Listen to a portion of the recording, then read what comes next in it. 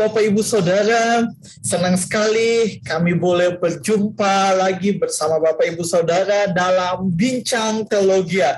Seperti biasa, hari ini saya tidak sendirian, saya kembali bersama dengan Gideon Yehuda, Bapak Ibu Saudara, yang akan kembali kita tanya-tanya, Bapak Ibu Saudara. Nah, Bapak Ibu Saudara, kami kembali menemukan sebuah video dan ternyata itu merupakan video lanjutan dari apa yang pernah kami bahas sebelumnya di video sebelumnya, Bapak Ibu Saudara. Berikut adalah tampilan atau thumbnail dari video tersebut, dan link dari video yang kami tanggapi akan kami tulis di deskripsi box bagian bawah dari tampilan YouTube, Bapak Ibu Saudara. Oke, Bapak Ibu Saudara, kita langsung saja bertanya kepada Gideon, Bapak Ibu Saudara, terkait dengan video tersebut. Halo bro. Nah bro, saya mau bertanya, pertanyaan pertama saya ingin bro menanggapi pernyataan dari video tersebut, yaitu mereka menyatakan begini, bahwa di dalam Kristen, orang Kristen itu percaya bahwa manusia tidak ada yang mampu untuk melakukan hukum Taurat. Dan mereka juga menyatakan bahwa rabi-rabi Yahudi atau orang Yahudi sendiri itu mereka menyatakan bahwa mereka mampu untuk melakukan hukum Taurat. Sekalipun itu terlihat berat, tapi mereka menyatakan bahwa mereka bisa melakukan itu semua. Bagaimana bro menanggapi hal tersebut bro? Ya, thank you bro Eki.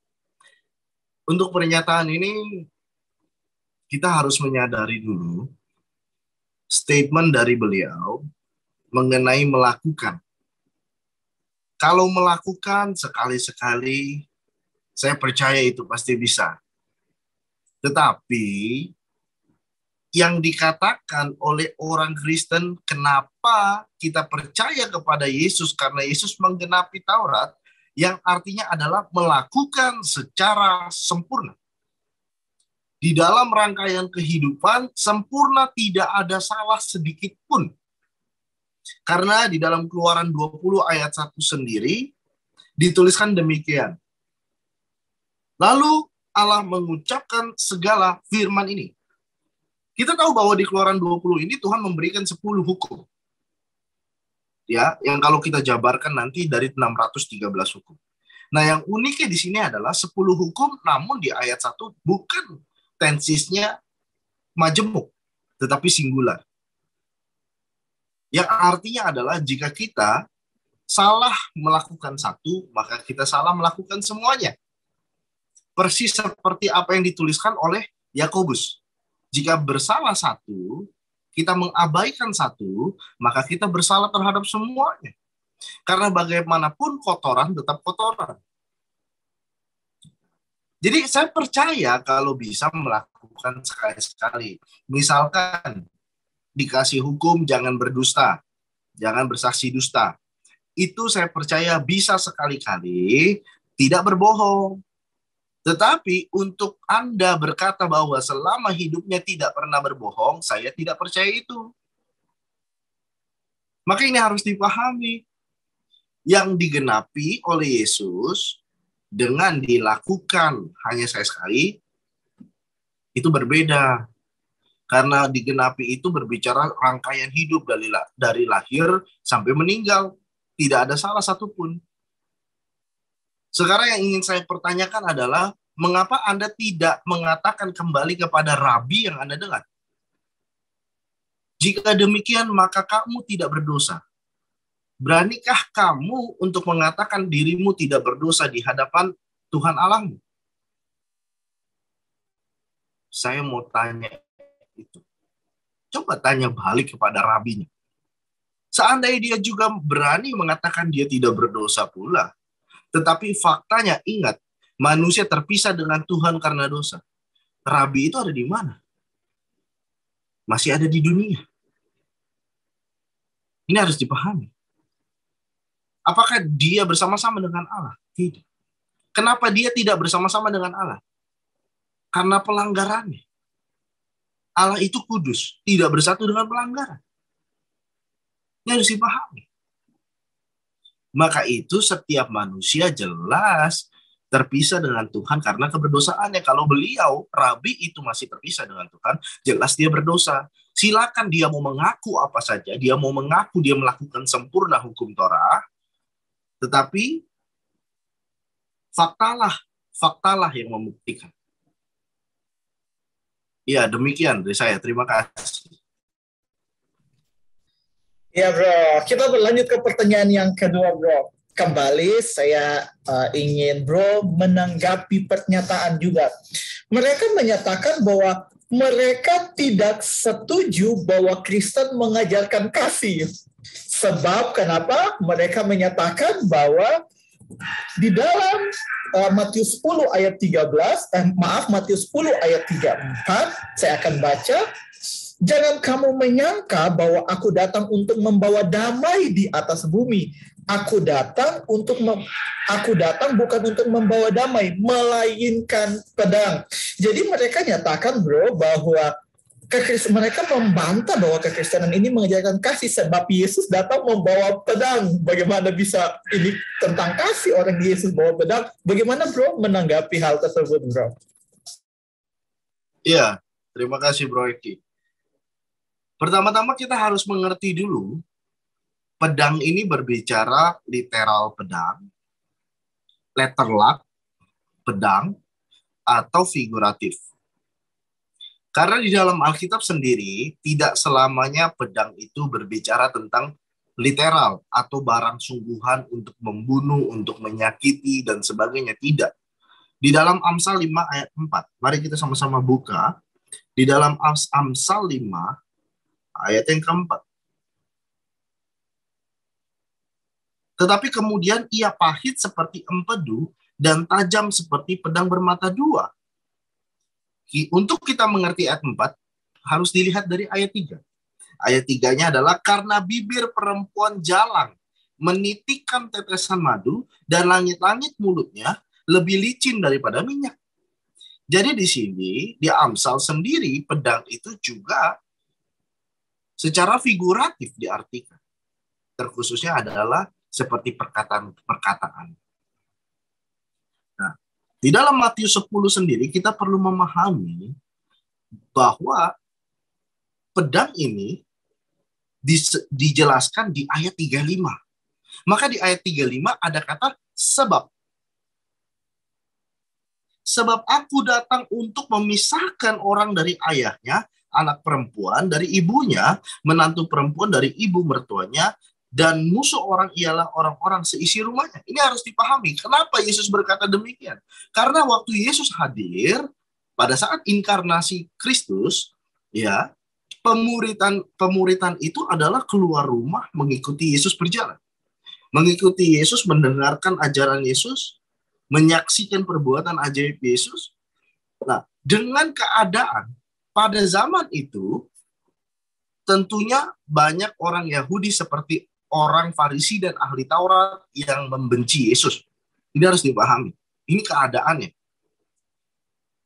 Nah, maka itu tidak sedikit orang-orang pula yang takut dan masih ragu untuk mengikuti Yesus.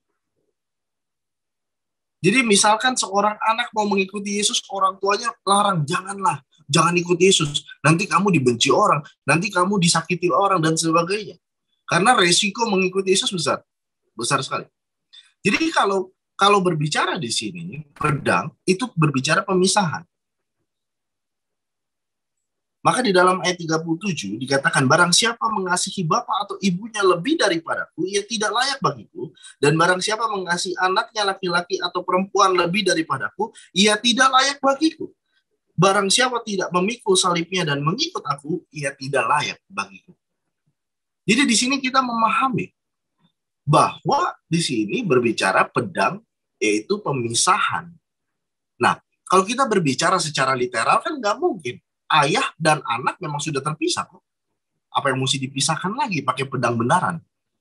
Nggak usah. Tetapi di sini berbicara pemisahan jelas, artinya anak keluar dari rumah, mengikuti Yesus, belajar tentang kebenaran. Jadi apakah dapat dikatakan ini bertentangan dengan kedamaian? Tidak. Ini hanya membahas tentang bagaimana orang ikut pemuritan Yesus atau tidak. Kalau dia ikut, berarti dia dipisahkan. Dia harus berjalan mengikuti Yesus. Kenapa demikian? Karena kalau kita melihat Yohanes 1 ayat 1 jelas Yesus itu adalah firman Allah. Dia Allah yang mengambil rupa manusia. Jadi kalau orang lebih mengasihi manusia daripada Allah, bagaimana menurut Anda? Lebih baik manakah mengasihi Allah atau mengasihi manusia? Kalau diperhadapkan pilihan seperti demikian, maka di sini jelas bahwa ketimbang memilih Allah, memilih manusia itu tidak layak bagi Yesus. Kalau lebih memilih Allah, ya memang harus keluar dan berjalan mengikuti Yesus. Jadi demikian, bukan berbicara mengenai pedang secara literal untuk buat onar, untuk buat kasus kriminal dan sebagainya. Anda salah mengerti. Ya, dari saya demikian. Terima kasih. Iya bro, sebab kalau pedang benaran Yesus sudah ditangkap duluan kali ya. Oke bro, kita berlanjut ke pertanyaan berikutnya. Nah bro, mereka juga menyatakan bahwa tadi mereka tidak setuju bahwa di dalam kekristenan itu identik dengan kasih, karena memang yang tadi yang sudah saya tanyakan, dan berikut mereka juga nyatakan bahwa kalau berbicara kasih, semua agama mengajarkan tentang kasih. Jadi tidak hanya bisa Kristen identik dengan kasih saja, karena semua agama pun menyatakan kasih. Dan saya mendengar itu, saya setuju dengan hal tersebut bro. Dan yang mau saya tanyakan, kalau memang semua agama berbicara tentang kasih, terus apa bedanya dengan kasih yang ada dalam kekristenan itu sendiri bro? Ya, terima kasih Bro Eki. Saya yakin semua agama mengajarkan sebab akibat. Saya yakin bahwa semua agama mengajarkan jika Anda berbuat demikian, maka Anda akan mendapat demikian. Pertanyaan saya, apakah itu mengasihi? Itu bukan mengasihi, itu timbal balik.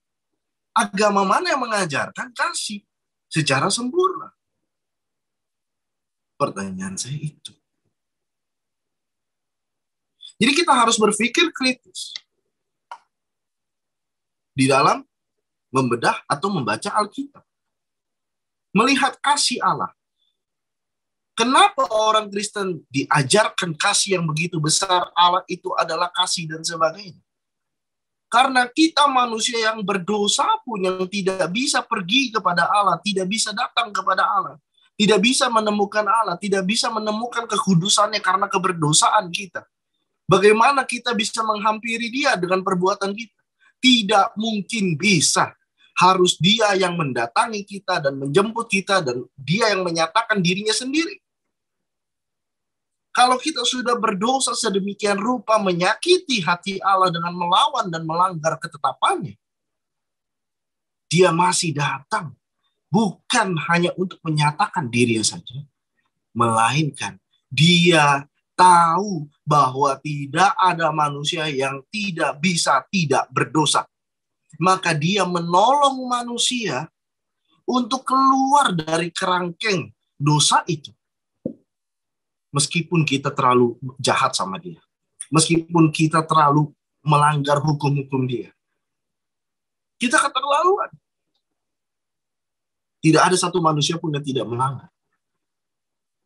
Dan Dia mengampuni kita. Mengajarkan kita dalam hidup yang baru. Itulah kasih orang Kristen. Maka dari orang-orang yang mengerti dan memahami hidupnya dalam hidup yang baru, dia mampu untuk menyatakan kasih Allah kepada sesamanya.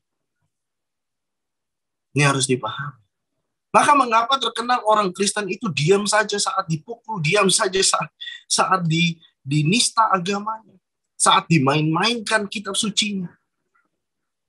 Karena lebih baik kita diam daripada kita berbicara, Anda pun tidak mau mengerti, dan akhirnya konflik. Lebih baik kita diam. Kita diam juga bukan diam saja, tapi kita diam dan berdoa, ampunilah kesalahan mereka. Seperti yang diajarkan oleh Yesus. Ini harus dipahami. Jadi kalau Anda berbicara mengenai Alkitab, Anda harus pakai kacamata Alkitab. Tidak bisa Anda baca Alkitab memakai kacamata diri Anda yang terbukti berdosa. Karena seseorang yang berdosa tidak mungkin mengerti kebenaran kalau bukan Allah sendiri yang menjelaskan kebenaran. Ini harus dipahami.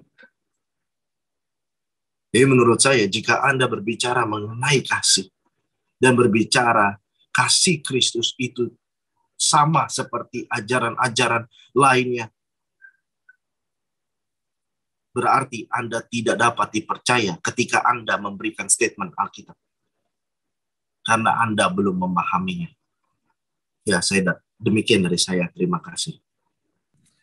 Ya, bro, thank you, bro. Kita ke pertanyaan yang keempat, bro. Ini juga masih seputar tentang kasih.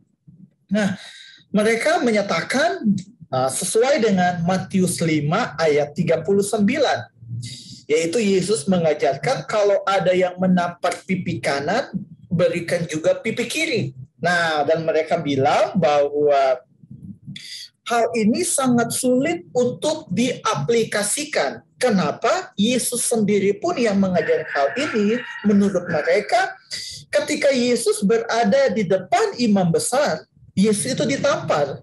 Dan dia tidak memberikan pipi yang satunya lagi. Tetapi Yesus melawan mereka dengan menyatakan bahwa kalau aku salah, tunjukkan salah aku. Kalau aku benar, kenapa aku ditampar? Jadi Yesus ketika ditampar tidak memberikan pipi yang satunya lagi. Dan mereka bilang itu bertentangan dengan apa yang Yesus ajarkan di dalam Matius 5 ayat 39. Bagaimana bro menyikapi pernyataan tersebut, bro?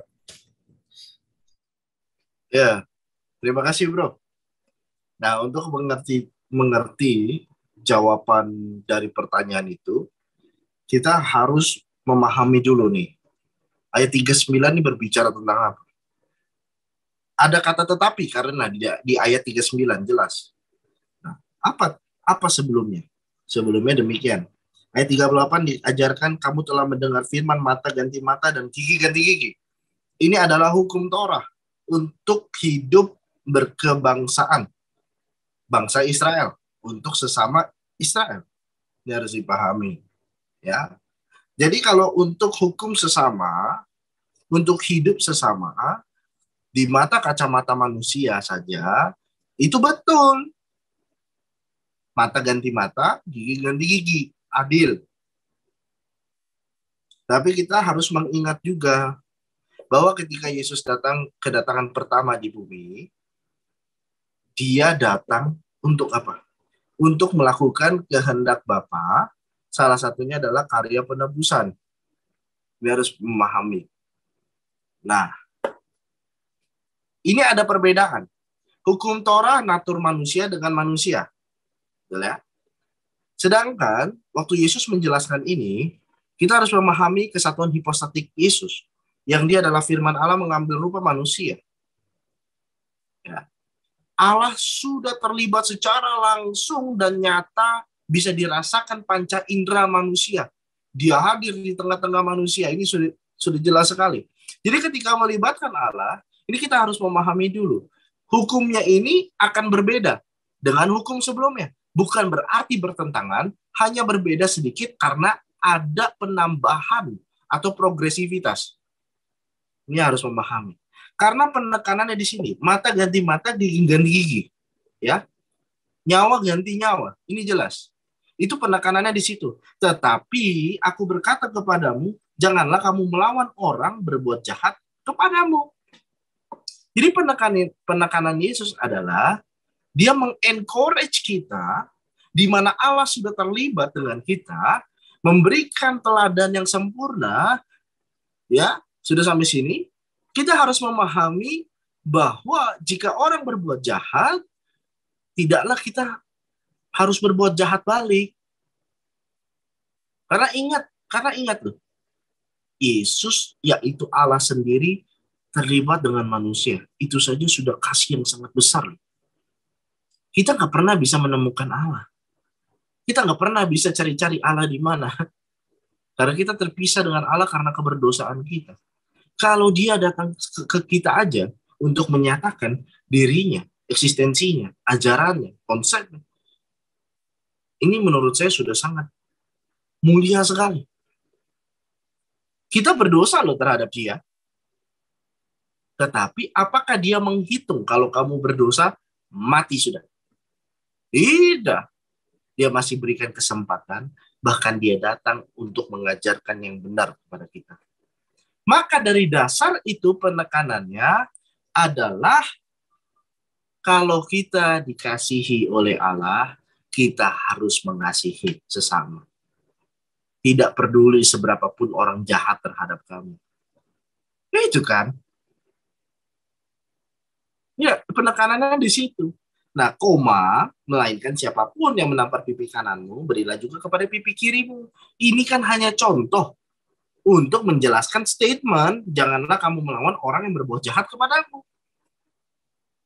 Sekarang saya tanya, apakah Yesus melawan ketika dia ditampar? Ketika dia diberi mahkota duri? Ketika dia dicambuk, diludahi, diejek, bajunya dijadikan lelucon, dijadikan bahan judi? Apakah Yesus berbuat jahat terhadap mereka? Tidak. Bahkan perkataan pertama yang keluar dari mulut Yesus di atas kayu salib adalah, Bapa, ampunilah mereka karena mereka tidak tahu apa yang mereka perbuat. Pengampunan yang keluar dari mulut Yesus. Pengampunan yang keluar dari hati Yesus. Ini penekanannya di situ. Jadi kita harus memilah. Kalau contoh, jangan berharap kamu di copy paste. Karena ini bukan syariah. Yang harus diperhatikan ya. Contoh ini bukan untuk di copy paste. Penekanannya, kalau orang berbuat jahat kepadamu, sudah, biarkan. Yang penting kita dikasihi Allah. Bisa itu kan? Itu. Kalau orang berbuat jahat, kita balas jahat terus, selesai nggak masalah? Nggak selesai. Dosa makin banyak. Dalam keadaan Torah, ya nggak apa-apa seperti itu. Karena memang Tuhan menyatakan Torah untuk supaya manusia sadar kok betapa banyak dosanya manusia itu. Ya, jadi harus memahami kalau sudah banyak saja Tuhan masih mau hampiri kita, masih mau mengajarkan yang benar. Itu kan kasih yang sempurna yang sudah dinyatakan. Nah, kita harus mengasihi orang lain dan jangan berbuat jahat. Nah, ini jelas sekali sudah penekanannya di situ. Ya, jadi jangan hal-hal copy paste itu harus menjadi masalah karena hanya contoh. Ya, demikian, terima kasih. Iya, thank you bro. Ada pertanyaan terakhir bro. Kembali mereka menyatakan bahwa jadi ada di situ seorang, dia menyatakan bahwa ketika dia bertemu dengan teman-temannya yang beragama Kristen, dia selalu menyatakan bahwa kalau dia selalu bilang kepada teman-teman yang beragama Kristen itu, kalau kalian pindah ke agama Muslim, kalian tidak akan meninggalkan Yesus. Karena agama Islam sendiri melanjutkan apa yang sudah ada sebelumnya. Bagaimana bro menanggapi hal tersebut bro? Ya, thank you bro Eki. Pertanyaan saya adalah, yang mana yang dilanjutkan? Enggak, ini saya serius sekali. Yang mana yang dilanjutkan?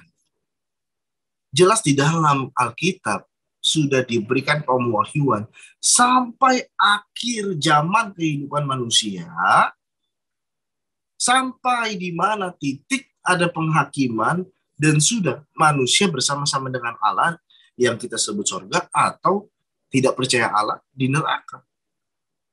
Sudah sampai tahap itu, apa yang mau dilanjutin lagi? Itu pertanyaan saya, apa yang mau dilanjutkan lagi? Dan yang kedua, saya harus tekankan. Yang Anda maksudkan mungkin tidak kehilangan Isa. Bukan Yesus. Di YouTube kita sebelumnya, di video sebelumnya sudah saya bahas mengenai perbedaan antara Isa dan Yesus. Kalau Anda masuk Islam, tentu Anda tidak kehilangan Isa. Itu benar. Bukan tidak kehilangan Yesus.